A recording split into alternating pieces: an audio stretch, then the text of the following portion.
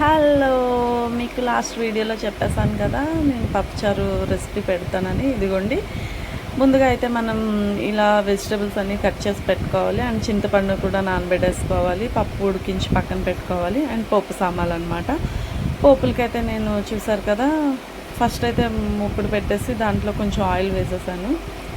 And తర్వాత దీంట్లోనే అదిగోండి ఎల్లుల్లిపాయ, ఎండుమిరపకాయలు అండ్ ఆవాలు మొత్తం అన్నీ కలిపేసి వేసుకున్నాను అనమాట. ఇవి కొంచెం వేగుతాయండి. వేగిన తర్వాత దీంట్లోనే మనం కొంచెం కరివేపాకు కూడా వేసేసుకోవాలి. యాక్చువల్లీ నార్మల్గా పప్పుచారుకి మనం లాస్ట్లో కదా వేస్తాం తాలింపు, నేనైతే ఇప్పుడు ముందే వేస్తున్నాను. ఇది చాలా బాగుంటుంది టేస్ట్. అండ్ తర్వాత చూడండి, ఉల్లిపాయ పచ్చిమిరపకాయ కూడా వేసుకోవాలి. ఉల్లిపాయ అయితే కొంచెం బ్రౌనిష్ కలర్లో కంపల్సరీ రావాలండి, ఎందుకంటే పచ్చిగా ఉంటే అది పచ్చి స్మెల్ వచ్చేస్తుంది అనమాట పప్పుచారు మొత్తం, అందుకని. తర్వాత ఇదిగోండి ములంకాడ, బెండకాయ, ఆనపకాయ అయితే నేను వేసుకున్నాను. మీరు ఇంకా కావాలనుకుంటే ఇంకేమైనా వెజిటబుల్స్ వేసుకోవచ్చు.